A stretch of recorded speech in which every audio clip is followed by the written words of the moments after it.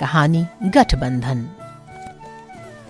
Balcony से लटकती बिजली की झालरें, सीढ़ियों की रेलिंग पर सुसज्जित फूल मालाएं, रसोई से आने वाली पकवानों की सुगंध और खुशियों से भरा कोलाहल, कुल मिलाकर दिल की गहराइयों को गुदगुदाकर मन में खुशियों के इंद्रधनुषी रंग बिखेर देने वाला माहौल। लेकिन शाइना के दिल को ये सारी चीजें गुदगुदाने की बजाय कुरेद रही थीं। जख्म हरे हो चले थे। मन को जितना खुश होने के लिए समझाती, वो बिदके अड़ियल बच्चे की तरह उतना ही दुखी होता जाता। शिरीष जब भी उसकी ओर देखकर मन के दरवाजे खोलने के आग्रह के साथ मुस्कुराते, तो दरवाजा खोलने को आतुर चंचल मन को व्यावहारिक बुद्धि डपट कर बिठा देती और प्रत्युत्तर में औपचारिकता में लिपटी फीकी मुस्कान परोस देती। फूल वाले ने हल्दी वाले दिन की तरह गेट के आगे एक चादर तान दी थी ताकि कोई प्रवेश द्वार को बनते न देखे। काम पूरा होने पर चादर हटने वाली थी। छोटी बहन आन्या अपने उत्साह में शाइना को भी वहां खींच लाई थी। शाइना जानती थी कि द्वार कैसा होगा। हल्दी वाले दिन पीले गुलाबों और नारंगी मोतियों से बना था, बिल्कुल मम्मी की योजना के मुताबिक। उसी दिन समझ गई थी कि मम्मी की डायरी से देखकर हो रहा है सब। मामी ने ज्ञान परोसा था, हल्दी कीटाणुनाशक होती है, साथ ही पीला रंग उत्साह और उमंग का प्रतीक होता है। हल्दी लगाने का मकसद केवल रंग निखारना नहीं है, ये इसलिए लगाई जाती है ताकि मन से अवसादों के कीटाणु भी मर जाएं और हम नए उत्साह से भर जाएं। उत्साह बिना मम्मी पापा के, क्या यह संभव है? हल्दी मन के विषाद को हर लेगी। कैसे? उस दिन भी नाच गाने के बीच शाइना अनमनी सी अतीत की खट्टी मीठी यादों में खोई रही थी। सारे अरमान मेरी शादी में पूरे कर लोगी तो अन्या मान्या की शादी में क्या करोगी? मम्मी को गलबहियां डालते हुए उल्हाना दिया था तो पापा ने मम्मी से पहले लाड उड़ेल दिया था। तुमसे 7 साल छोटी हैं तुम्हारी जुड़वा बहनें। तब तक तो इतने नए आइडिया आ चुके होंगे तुम्हारी मम्मी के दिमाग में कि तुम ईर्ष्या ना करने लगो। सुर्ख लाल रंग के गुलाबों और पान की धानी पत्तियों से बना बिल्कुल मम्मी के सपनों वाला प्रवेश द्वार। हर्ष ध्वनि के बीच अपनी नम हो गई पलकें छिपाए शाइना अपने कमरे में आ गई। काश आज मम्मी पापा होते। एक आहा के साथ ही मन से प्रत्युत्तर भी आया। मम्मी पापा होते तो वो ये उसकी शादी नहीं, शादी की 15वीं सालगिरह होती। क्या इत्तेफाक था? 15 साल पहले भी उसकी शादी की यही तारीख निकली थी। यही माहौल, यही सजावट, ऐसा ही कोलाहल और सब इंतजाम देखने के लिए भागते दौड़ते मम्मी पापा। उफ, ये यादें। पापा का बिजली के तार से चिपक जाना, मम्मी का हड़बड़ी में उन्हें पकड़ लेना, लड़के वालों का 8 महीने इंतजार के बाद शादी कैंसिल कर देना और इन सब से बढ़कर एक दिन पहले तक बलाएं लेते कोई भी काम करके कृत्य से होते रिश्तेदारों का वो उपेक्षित करने वाला रवैया, वो सारे संघर्ष और संघर्ष का अकेलापन।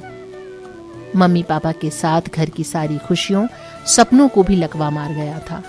साथ ही लकवा मार गया था तीनों बहनों की मासूमियत को, समाज, रिश्तेदारों के प्रति उनके आदर और विश्वास को, हर नैतिक संबल को। मान्या दौड़ती और खिलखिलाती आई। चलो दीदी, मेहंदी वालियां आ गई हैं। तुम लोग लगवाओ, मैं थोड़ा आराम करके आती हूं, शाइना ने टालना चाहा। अरे, थकान किस बात की? इसीलिए लड़ भिड़ कर शादी के 5 दिन पहले से छुट्टी दिलाई है हमने। फोटोग्राफर भी रेडी है। शुरुआत तो तुम्हारी मेहंदी से ही होगी। चलो। और मान्या उसे खींच ले गई। मेहंदी के थीम कलर लाल और हरे रंग के प्लाजो सूट में सजकर आईना देखा तो एक आहा निकल गई। ब्यूटिशियन कितनी भी कोशिश कर ले, उम्र से नहीं जीत सकती। 15 साल पहले कुछ भी नहीं लगाया था, लेकिन चेहरे पर जो नूर था। जानिए वेडिंग प्लानर क्या क्या करते रहते हैं। फोटो ऐसे खींची जा रही है जैसे किसी फिल्म की शूटिंग हो, और हर प्रोग्राम शुरू होने से पहले ये कमेंट्री, शादी हो रही है या डॉक्यूमेंट्री बन रही है। शाइना पहले झुंझलाती, फिर थोड़ी देर खुश और उत्साहित रहती, फिर कोई खलिश उसके उत्साह को रौंद देती। मेहंदी एक ऐसी बूटी जो ठंडक देती है तो मन को भी ठंडा करे। मतलब अगर कोई गुस्सा गर्मी है मन में तो निकाल दे भाई। मेहंदी खुद को मिटाती है तब रंगत लाती है। ऐसे ही छोटे छोटे अहम त्यागेंगे तभी तो नए व्यक्ति के साथ जुड़ पाएंगे। तो क्या आप दिनचर्या और जीवन शैली में दूसरे के मुताबिक थोड़े बहुत बदलाव करने को तैयार हैं? तो इसी बात पर एक गेम खेलते हैं। शायना के मन की ऊहापोह मिटने की बजाय और गहरा गई। बदलाव 37 की उम्र में किसी और के लिए, दुनिया की इतनी बेरहम सच्चाइयां देखने के बाद। यही तो वो सबसे बड़ी बातें थीं जिनके कारण पिछले कुछ सालों से वो शादी टालती आ रही थी, हर लड़के में कोई ना कोई कमी बताकर। अगर दोनों बहनें अड़ ना जाती कि उससे पहले शादी नहीं करेंगी तो लड़कों से मिलने को भी राजी न होती। लेकिन शिरीष में कोई कमी बता नहीं पाई थी। क्यों? मन प्रभावित हो गया था। छिपी दबी कामनाएं कसमसाने लगी थीं। बस बहनें ही नहीं, सारे रिश्तेदार पीछे पड़ गए थे। उसे खुद सोई हुई उमंगों की अंगड़ाई लेने की आहट सुनाई देने लगी थी। लेकिन जैसे जैसे शादी का दिन नजदीक आ रहा था, वैसे वैसे एक अनजाना सा भय पांव पसारने लगा था मन में। शिरीष ने फोन पर बतियाकर दिल खोलने की पहल 2 बार की थी, लेकिन उसकी रूखी औपचारिक बातों ने आगे बढ़ने का अवसर नहीं दिया था उन्हें। लोग समझाते कि बातें करने से मन बंधेगा, तो मन बगावत करने लगता। बंधने क्यों देना है मन को? क्या हासिल होगा इस स्वार्थी दुनिया के किसी भी व्यक्ति से बंध कर? और बातें करने से मन बंधा करता तो साहिल का ना बंधा होता। जाने कितनी रातें सारी सारी रात जागकर फोन पर बातें की थी दोनों ने। जब शादी कैंसिल हुई तो कितनी ही रातें अकेली रोकर गुजारी थीं। कैसे व्यावहारिकता का बहाना बनाकर बहनों की जिम्मेदारी लेने से साफ इनकार कर दिया था साहिल के घर वालों ने। मम्मी खाने की थाली सजाकर ले आई थी। उन्होंने कौर उसके मुंह में डाला और शायना के दिमाग में वो दृश्य चलचित्र की तरह कौंध गया था जब मम्मी ने आन्या की जिम्मेदारी लेने से साफ मना किया था। मम्मी ने चेहरा पढ़ लिया था और जैसे उसे सुनाकर आन्या से बोली थी, धान मंगा लिए हैं, वेडिंग हॉल में ले जाए जाने वाले सामान में रख दो, बड़ी जरूरी रस्म होती है धान की। लड़की भाई द्वारा सूप में डाला गया धान पीछे फेंकती चलती है। पता है इसके कई मतलब निकाले जाते हैं। एक ये भी है कि जो कुछ भी अच्छा बुरा मन में है लड़की उसे पीछे फेंक दे, भूल जाए, नई जिंदगी शुरू करने से पहले पुरानी सारी। उसके बाद की मामी की बातें ध्वनियां बनकर रह गई थी। क्या भूल जाए? मम्मी पापा की जिंदगी बचाने का एकाकी संघर्ष, दोनों किशोरी बहनों की पढ़ाई, सही आकार देने का एकाकी संघर्ष। उठकर नहा लो, आज केवल एक रस्म है।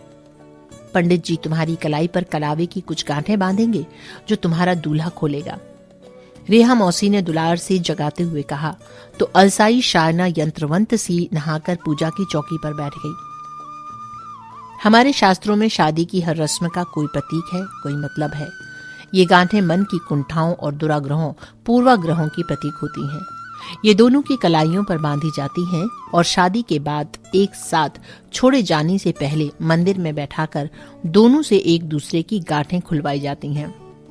इसका मतलब है मन का मिलना शरीर के मिलने से पहले और ज्यादा जरूरी है। उफ, आज पंडित जी शुरू हो गए। शायना का मन झुंझला उठा। आज कोई कार्यक्रम नहीं रखा गया था ताकि सबको थोड़ा आराम मिल जाए। घर में शांति थी। आन्या मान्या पार्लर गई थी तो दिन में बड़ी बूढ़ियां खाना लेकर उसके कमरे में आधम की। सब कुछ इतना अच्छा मिला है पर तुम्हारे चेहरे पर खुशी क्यों नहीं है लाडो रानी? चाची ने खाने के बाद बिना किसी लाग लपेट के सीधा प्रश्न दाग दिया। खुशियां तो सब मम्मी पापा के साथ चली गईं, फीकी मुस्कान के साथ फीका सा उत्तर। लेकिन चाची तो जैसे जख्म खरीदने का संकल्प लेकर आई थी। देखो, हम सब तुम्हारे साथ हैं, कोशिश तो कर रहे हैं कि उनकी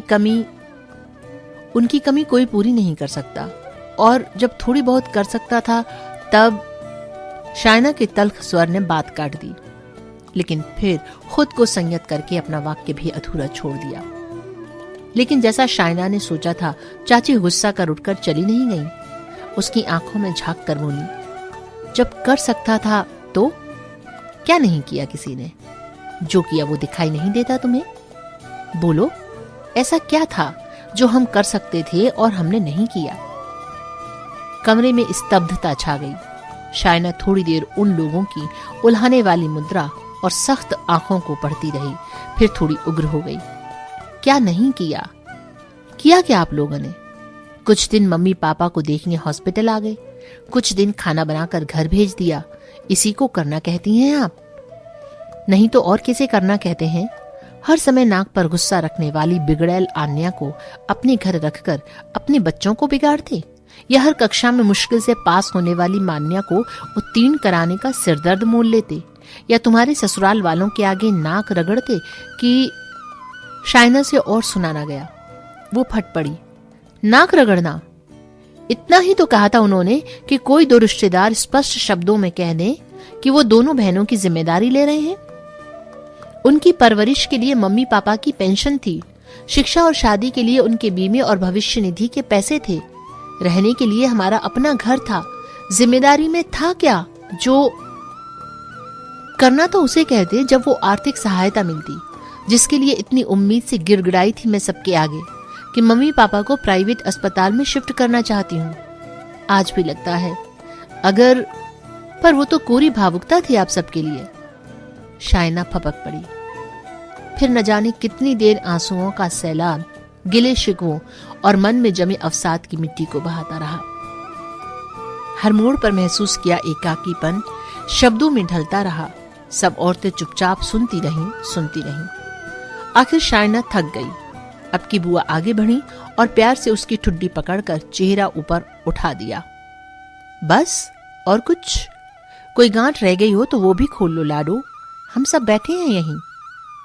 ले पहले पानी पी ले, कहकर मामी ने ठंडे पानी का गिलास आगे किया तो शाइना ने चकित सी पलकें उठाई। देखा सबकी आंखों में अपनापन था और होठों पर हमदर्द मुस्कान।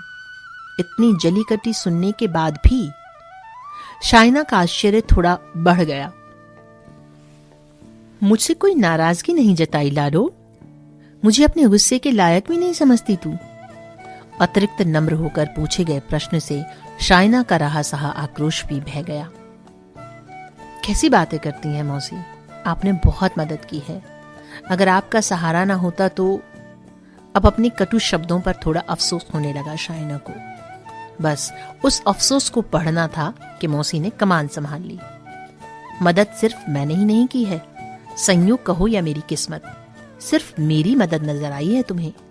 तुम्हारी बुआ का घर अस्पताल से बहुत दूर था, फिर भी पूरे 2 महीने जब तक तुम्हारे मम्मी पापा रहे, तुम्हारी बुआ सिर्फ जाने आने में 5 घंटे लगाकर 4 तरह का खाना बनाकर लाती थी।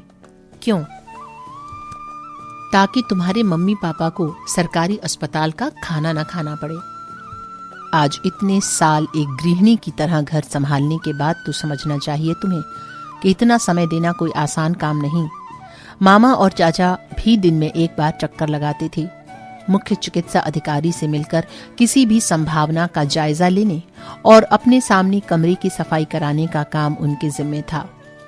डॉक्टर और उपकरणों में कोई बुराई नहीं थी वहां, ये तुम भी जानती थी।